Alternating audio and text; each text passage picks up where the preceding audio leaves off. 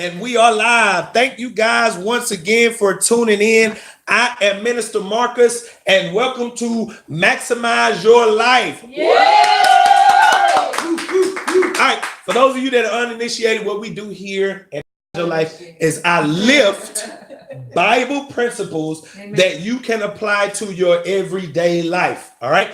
And so this is what I do. I try not to waste any time giving you any information without application. All right. Amen. So what we do is we lift Bible principles that are stated indirectly or directly in figurative or literal. And I take them and I show you how to use them, how to apply them to your everyday life. And tonight, we are talking about a difficult subject. We are talking about control yourself. I want you to say this after me. For those of you that are watching, say, I got to control myself. I got to control myself. All right. I love it. My Bible study, TGM Bible study crew is in the house tonight. Come on, give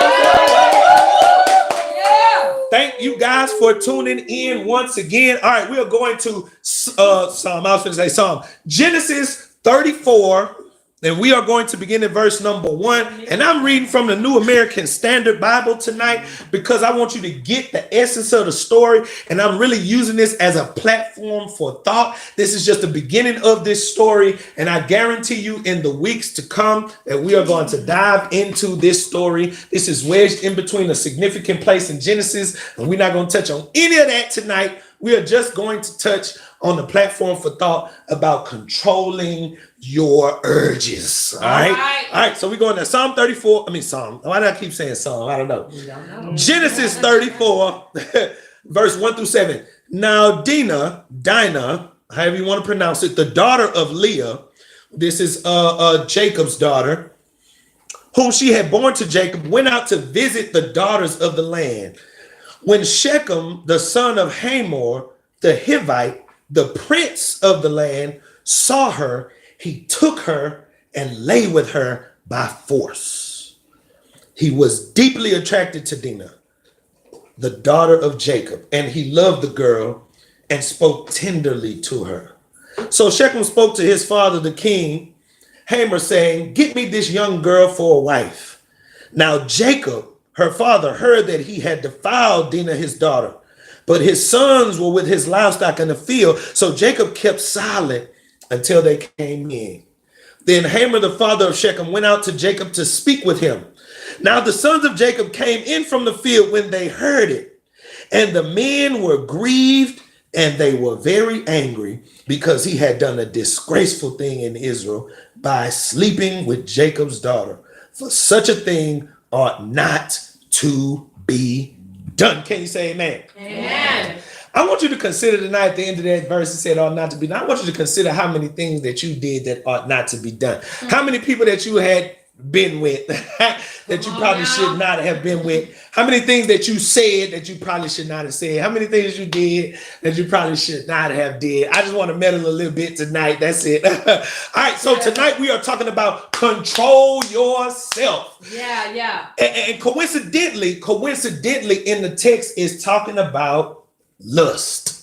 It's talking about lust. All right, so I'm going to pray real quick, and then we're going to dive right into the lesson, all right? Yeah. I want you to put your seatbelts on tonight. We coming straight real tonight, okay? Yeah. We coming straight real tonight. Right. So, God, I come tonight. I want to tell you thank you for this opportunity. Bless those who are going to tune in. I pray, God, that you would give me clarity. Let me speak with clarity. Let me be able to articulate the thoughts that you have put in my head, the concepts that you have given. I pray, God, that you would overshadow my shortcomings. Even if I was to study perfectly, I still could not speak right to your people. I don't know what they need, but you do. And so I humble myself before you, before these people, before those are online, just to let you know, God, that I cannot do this without you. Amen. I need you to speak through me tonight to your people. Give them the answers that they need. Give them the clarity and understanding and direction that they need tonight. We need a word from you. In Jesus' name, we love you, God. Amen. Amen. All right. And so tonight, coincidentally, the text is talking about a man who is a prince. He sees a young girl. Yeah. Coincidentally, she's Jacob's daughter, the son of Isaac, who is the son of Abraham. And now here's the thing that tripped me out when I read the story, because if you're a prince, and you see a girl that you like, back in those days, all you had to do was connect to the dad, and you being the prince, you could have worked out something, right? Yeah. You the prince. So you can go and talk to daddy and you can work out something if you want to get with his daughter. It's a way to do things, right? And you the prince, you should know that. Yeah. Right? Yeah. This is what I'm thinking. I'm thinking, why would he even do that? If you the prince, you can make some things happen. But here's what the text said. The text said he saw her, Yeah. he wanted her, and he had her just because he could. And I want you to consider tonight that lust does not care about order. Yeah, I want you to get that. right. Lust does not care about order. When I say lust, I don't want you to just think of sexually. I want you to think of lust as a strong desire for something. He saw her, he wanted her, and he could have her right away. And then I'm sure he said in his mind, I deal with the consequences of that later. And before you start judging this man, I know there had been a time, and those women in here, women that's gonna tune in, that you went to the store, right? And you saw some shoes that you know you probably couldn't afford. I'm gonna deal with them. Come on. Look, I know I can't afford these shoes right now, but I'm finna go ahead and get these. Yeah. And I'm gonna deal with the consequences later. They don't fit into my budget, right? Come on, let's be real. How many times? There you go. How many times have we seen? Come on, brothers, we like PlayStation, right? We like. Come on, God of War came out the other week, and I was like, oh man, I gotta go get that. It was $60 though. Do I have it in my budget to spend? I don't, not really, but I can make some things happen on the end of the month. I deal with the consequences later. Come on. How many times have we allowed lust? And I ain't talking about just sexually, I'm talking about in general. How many times have you allowed your desire for something make you completely forget protocol and just go after what you want? Yeah. Here's this prince, you could have done it the right way, player. You could have done it the right way. Yeah. You would have had the respect of her father, the respect of her brothers. You would have had her just the way you wanted to. Yeah. Instead, you could not what? Control yourself. Oh. You a prince and you can't control yourself. Come on, and if we all would be real up in here tonight, we all say we love God, we all say we Christians, we all say we there, we ready for it, we gonna shout at church, we gonna do what we gotta do, but at the end of the day, Come on. sometimes there are some areas in your life that are really just literally out of control. It may not be sexual, maybe you got your body under control, maybe it's your spending habits, maybe it's your attitude, maybe it's your mouth. Woo, come on. I want you to understand it. He saw her, he wanted her, he could have her, and he just decided, I'll deal with the consequences later. Ain't it funny how flesh seems to always want things that it cannot have? Come on. When you're on the budget, you want things that you know you can't afford. Come on, I want to talk to some real people tonight. When you on a diet, you know what? I've never been the type to just eat candy and cookies and all of that stuff, right? I've never been the type, but I decided that I was going to change my diet. And at the moment that I realized, that my body realized that you can't eat sugar and sweets, I would go in the store, and the first thing to catch my attention is the grandma's cookies, right? Come on, it seemed like flesh always want what flesh should not be having. And here's what I want us to understand about flesh tonight. Flesh does not always fall in line willingly. I'm going to say that again. No matter how much you love God, no matter how much you go to church, no matter how saved or spiritual you consider yourself to be, flesh does not fall in line quickly. And for those of you that say you got it all together, that the Holy Ghost guides your every step, your every word, your every breath, your every thought, I'm happy for you that you made it there. But for the general population of us, we have not. And truth be told, that if you do have your flesh under subjection, it has taken some practice. All right. And so I want you to understand that if you're going to have success, you have to be able to pray, but then you also have to be able to be practical. I want to stress that. I want to stress that because tonight we're talking about control yourself, and a lot of times some people or pastors will have you to believe that all you got to do is pray about it. If you pray, it'll go away. If you pray, it'll go away. But truthfully, some stuff you really do have to be practical about. If You want, and when I say, come on, I got to control myself. I have to pray, but I also have to be practical. If I want to control myself, there are some things that I'm not going to be able to do. And I want us to get that. I want us to get that. Fall in line quickly. I have to pray, but I have to be practical. And here's what I love about Paul. And I'm not going to stay here too quick, but I want us to understand that we have to pray and we have to be practical. Keep in mind this right here at the beginning. Paul says 3 things. You have to run, flee from fornication. This is what he says, free. Then he says, abstain from fornication. Then he says, mortify the deeds of the flesh. None of those have nothing to do with prayer at all. He says, run, a verb. He's abstain, a verb. Come on now. Mortify, a verb. None of those have nothing to do with prayer. I want you to understand that if you're going to be successful at controlling your body, you have to be prayerful, but you also have to be practical. If you want to see some different things in your life, you are going to have to pray, but then you are going to have to be practical. If you are praying tonight that God help you to stay celibate, you're going to have to pray. You're going to have to pray. I'm a living witness. You're going to have to pray, but then you're going to have to be practical. You cannot put yourself in a situation that you know you may slip in. If you're trying to change your diet, you're going to have to pray, but you're going to have to be practical. Don't go buying no whole bunch of sweets to keep in your refrigerator. You're going to have to pray. Come on. You're going to have to pray, but you're going to have to be practical. If you're trying to save your money, leave the cash at home and take what you need. You have to pray, but you have to be practical. I'm trying to get you to understand that in order to control yourself, you have to do the spiritual stuff, but you also have to do the physical stuff. All right. And so I want to move there. I'm going there because we have to pray. We have to be practical. Why? I want you to understand that you have flesh. You have flesh. And if you look at this story, I love chapter 34. I love verses and chapters like this in the Bible that God is not made evident, and throughout the whole course of the chapter, God is not made evident. It does not say that God provoked. It does not say that God wanted or God moved. It does not say that God did anything. This is all humanity in chapter 34. And here's what: God is not visible in the text, but neither is the devil. Why is that significant? Why is that significant? Why is that significant? Because the devil did not make him do what he did. His flesh did. Come on. I'm gonna say it again. Look, we moved from prayer to practical, right? And I moved there. Why? Because the devil wasn't in the text. God wasn't in the text, but neither was the devil. The devil did not make him rape this girl. Come on His now. flesh did. And if you be real up in here tonight, who made you cuss out who? It wasn't no devil. But flesh, let's be real in here. Who made you do what you did? You can't blame the devil. It was nothing. It wasn't the devil. It was flesh. And here's my question to you tonight. My question to you as we roll into this lesson: what is controlling your choices? Is it my flesh? Come on. Or is it my faith? Come on. What is controlling your choices tonight? Are you moved by what you feel or what you believe? And here's the understanding: flesh chooses for where I am. Faith chooses for where I'm trying to go. I want you to understand that. Flesh chooses for where I am.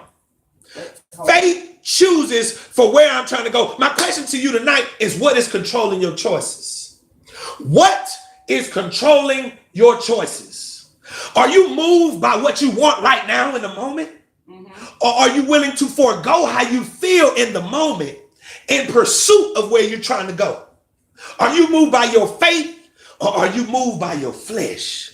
And I think it's very significant. I think it's very significant because once I learned to choose by faith, it says that I am able to overlook my feelings. But many of us, if we be truthful tonight, and this is what you call an uphill lesson, if we be truthful tonight, that many of us are not moved by faith at all. Come on. Many of us are moved by our impulses. Yeah. What is an impulse? How I feel in the moment. Yeah. If I feel like buying it, I'm going to buy it.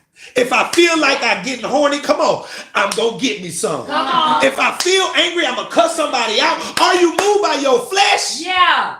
Or are you moved by your faith? What is controlling your choices tonight? Lord. When we talk about we're going to control our body, my question to you is: what is controlling your choices? Is faith controlling your choices? Are you able to forego, sacrifice how you feel right now because of a greater reward up the road? Or are you constantly losing the battle that's right in front of your face? And I don't know about you, but many people never get where they're trying to go because they cannot see beyond where they are. They cannot think beyond where they are. They cannot feel beyond where they are. And ultimately, they cannot choose beyond where they are. So many people have goals. So many people have dreams. So many people have visions. They'll never get there because they cannot defeat the flesh battle that's right in front of them. My question is, what is controlling your choices tonight? Amen. Amen. If you believe in God for something, but you don't understand that it's going to take you to control yourself to get there, you will never get it. If you believe in God to bless your finances, but you can't beat the battle of overspending, you will never be financially blessed. Come on now. Come on. I want you to get it in here. We talking about control yourself. What is controlling your choices tonight? Many people never get where they're trying to go because they can't see beyond where they are. They can't see the blessing up the road. They can only see what's in front of them right now. They can't see it. They can't think it. They can't feel it. If you want to see your blessings, you have to learn to stop making decisions for where you are and start making decisions for where you are trying to go. Amen. I'm going to say that one more time just for y'all because I know somebody probably needed to hear that. And I'm going to say it one more time. If you want to see your blessing, if you want to see success in your life, you have to stop making decisions for where you are and how you feel and start making decisions for where you are trying to go. Amen. I had to choose to get on the bus because I wanted to stop selling drugs. I wanted to stop selling it. I chose to be broke at times. I chose to look crazy getting off the bus, to wake up early to go to work and look foolish and not feel like getting up, but I had to get up. Why? Not because I felt like doing it, but because I wanted to see something different. And here's my question. Are you moved by how you feel? Are you moved by your flesh? Or are you moved by your faith? Are you moved by what's in your face? Or are you moved by what you're trying to accomplish? Faith, I want you to understand something about faith. Faith is an end result. Faith is an end result. That means you are not going to see the results of your choices as soon as you make the choice. I want to tell us that you cannot be waiting to see the results of the choice, the blessings of paying tithes right when you pay them, because faith don't work like that. Faith is an end result. Amen. And I want you to understand it, because this is how the devil beats us, because we choose flesh, because we can instantly feel our flesh. We can instantly relate to our flesh. We don't immediately relate to our faith. And so many of us, we discredit God like God's way don't work. But the truth is that you can't see beyond where you are enough to choose faith. And so my question tonight is, what is controlling your decisions? If you are going to see your blessings and success, you got to stop making decisions for where you are and start making decisions for where you're trying to go. It's easy to walk away from petty arguments when you're able to see where you're trying to go. Amen.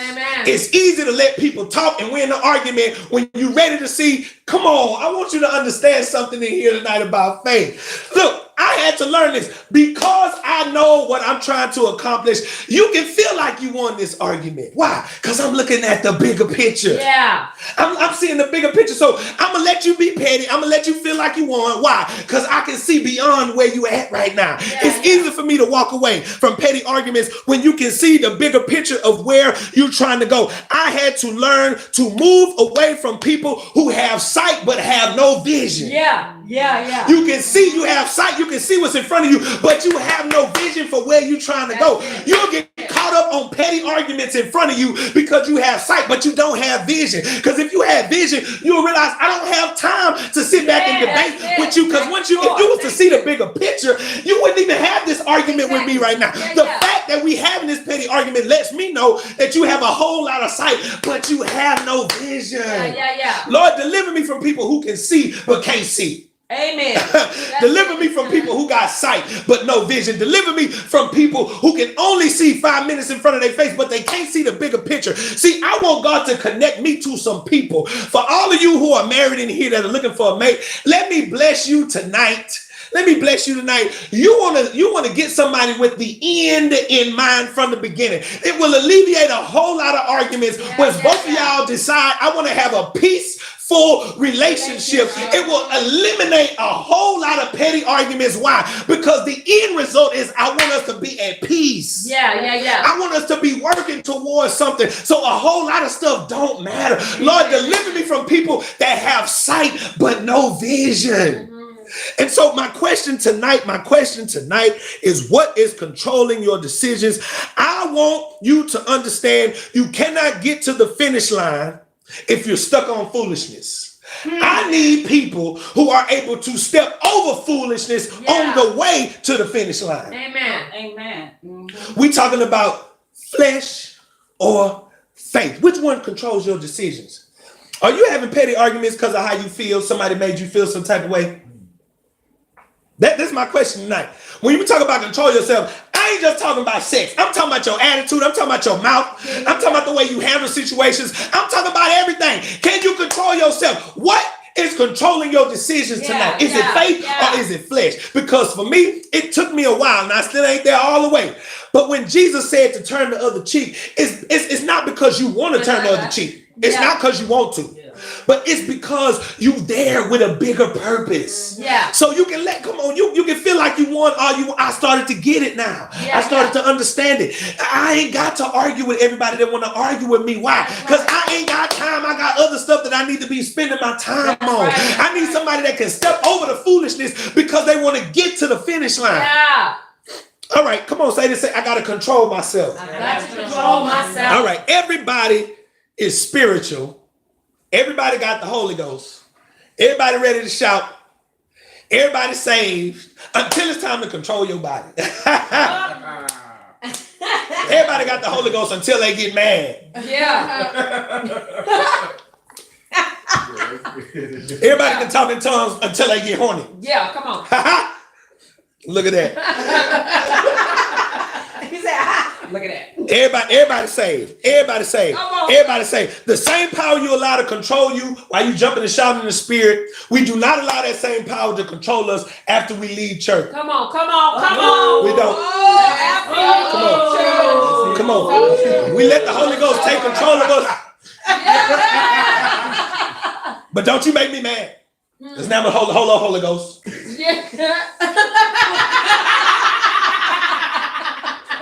I've learned not to sit it down. Come on. Hold on, Holy Ghost. Hold on, Holy Ghost. Just jump straight out the spirit. Now, wait a minute. Quick. Come on. Say, I gotta control myself. Come on, say, I gotta control myself. Come on, say it. I gotta control myself. Everybody is spiritual until it's time to control that flesh. This type of faith that we're talking about tonight is called delayed gratification. Say that, delayed gratification. You know what? That's an unreal term to a lot of people because we know instant gratification. We have been trained in instant gratification. We know what it's like to want what we want and get what we want when we want it. Here's the prince. You could go about doing it a better way, an easy way, a more orderly way and get what you want. But we don't understand the order. We only know what we want when we want it. Absolutely. We only understand what we want when we want. And this is, I believe this is our problem, especially in 2018 with Christians, because we believe God, it needs to move like our own personal genie. We want what we want when we want it. If he don't give it to us when we want it, we got an issue with that. We spoil Christians. Come on, this is uphill teaching tonight. Ouch and amen. Ouch and amen. Ouch and amen. This type of faith is described as delayed gratification. Sacrifice is just like what I said. Sacrificing what you want now for what you want to achieve in the future. And we don't understand delayed gratification because we are so familiar with instant gratification. And this is the issue. If you are familiar with instant gratification, it is going to be very difficult for you to see any blessings in your life. Come on now. And I love that Jesus uses the parable of the sower, the farmer. The farmer understands, just like Solomon, that things happen through time and seasons. And this is what we don't understand as Christians, that God works the same way through time and seasons. Just because you plant a seed, right? That does not mean that the tree is going to grow tomorrow. I wish I could get the Christians to understand that God works through time and seasons. How many harvests have you walked away from because you got tired of sowing, of watering, of cultivating? How much better would your relationship have been? How much better would your career have been had you stayed there to wait for the harvest? Yeah. You know, there are some seeds that were just bad seeds. But there are some things that were good, but just needed time to grow and develop. Yeah. What have you given up on too quickly? Have you given up on yourself too quickly? Have you given up on a promise of God too quickly because he's not moving as quickly as you want him to? I'm talking tonight about controlling yourself. Delayed gratification understands that God may not move immediately when I would like him to, but that does not mean I get to stop and turn around. We call it, the old folk call it backsliding. You know how it is when you talk about controlling yourself. All right, God, it's been 2 days. I ain't had sex with nobody. Where the blessing at? I paid my tithe for 3 weeks. Where the blessing at? It's tight. My finances is tight, God. Where my blessing at? We want God to move, but you got to understand delayed gratification. You have the need of patience, not before you have done the will, but after you have done the will of God. You have the need of patience after you have done the will of God. Why? Because right now is the time for sowing. It's not the time for reaping. Yeah. And most of us, we abort. Come on, we abort. We abort the promise of God. We walk away from it because we don't understand delayed gratification. God was setting up something for you, but you walked away from it and start backsliding, and now God can't bless you with it. How many of you, God was preparing a husband for you, but you decided to call the 2 o'clock in the morning? He was preparing a woman just for you, but you decided to go on and tip at 2 o'clock in the morning, and now God can't bless you with what he wanted to bless you with. See, look, I want you to understand something about our God. We got to understand delayed, say delayed gratification. Not instant gratification, delayed gratification. All right, let's move. It sounds difficult because all most people can think about is the physical feelings, not the immaterial effects. I need some tape for this analogy. I did not bring any tape, but I want to show you something tonight. Do we have any tape? We don't have any tape in the house. Oh, we don't have no tape in the house. Well, all right, I'm going to try to explain it so that you understand it. We talk about delayed gratification. Yeah. And now we rolling right back into, it don't matter if you got some tape, let me see it. I want to show you guys something. It sounds difficult because all most people can think about is the physical feelings, but not the immaterial effects. I'm going to say that again. Delayed gratification sounds difficult because all we think about is the immediate feelings, but not the immaterial effects. Let me prove it to you. I used to smoke cigarettes. Thank God he delivered me. I've been about 5 or 6 years clean. Amen. But one of the reasons why I smoked cigarettes was because when you take the puffs, they feel good. Yeah. It feels good. Right? It feels good when you take that drag. Oh, yes, this is perfect. Yes, give me. All right. All right. Look, I want us to get this tonight. Here we go. We got some tape, but I want you to get this first. It's hard for us to understand the concept of delayed gratification because all we can think about are the physical results. All we can think about are the immediate results, but not the immaterial effects. I smoked cigarettes because they felt good, but in reality, they were doing me bad. Fried chicken tastes good, but on the inside, it clogs the arteries. I want you to understand it. And here's the thing. Just because you cannot see the damage does not mean that the damage is not being done. Right. I want you to put this in the same category with sex tonight. And here's the analogy. I'm going to use this. She just brought us some tape. I'm going to tear off the bad part, so y'all can see what I'm saying. And we're going to close with this tonight. I'm at 29 minutes. All right. Just because you cannot see the damage does not mean that the damage is not being done. Okay. And God says, don't have sex before marriage. I want you to think of this piece of tape as sex. Okay. All right. So we take, just because you can't see the damage does not mean that the damage is not being done. And we are talking about delayed gratification tonight. And I want you to understand something. I want you to consider this. as my sexual experience. You see how clean that is? It's pretty, huh? Yeah. All right. Let me see something. Put it on your shirt. Oh, yeah, it's very good. I was gonna do that anyway. All right. So look, check this out, guys. Here it is. God says, this is reserved Yeah. for your husband. Yeah. This is reserved for your husband. You say, all right, God, I can't wait for the husband. This stickiness is getting pretty sticky. So you know what I'm gonna do? I'm gonna stick it. Y'all see that? Yeah. All right. So I'm stuck now. Do it, baby. Stick it, baby. Do it, baby. See, that's why I can't be in churches like that. They would put me out for that. All right. So you break up. You broke up. You got a little lint. Now what happened? A little bit of lint. I got a little stickiness on my shirt, and I got a little bit of my shirt on the tape. Yeah. Just because you can't see the damage, don't mean that damage is not being done. Come on, sir. When you break up, say, all right, God, I'm gonna reserve the rest of this stickiness for my next boyfriend. Not for the husband, for the next boyfriend. All right. Dun, dun, dun. All right, we stuck now. Do it, baby. Stick it, baby. Do it, baby. Stick it. They put me out. They put me out. They put me out. All right. Well, we ain't. That's gonna mess with the shirt. Y'all see that? You got a little bit more lint. What happened? It's colors and lint. All right.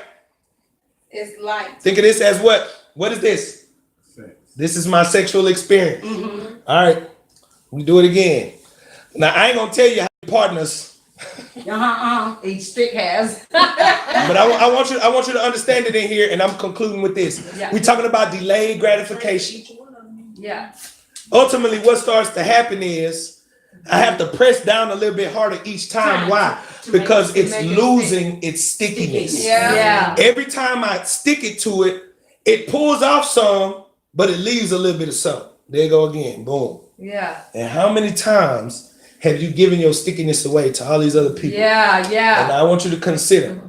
Now, see, I got to press on it a little bit harder. Yeah. Right now, it's not even, it don't even take much for me to get it out. But I want you to consider this. And I saw this analogy. It was a preacher. I think he was I forgot what church he was at. It was a white guy, but it's a very good analogy. But here's what I want you guys to understand.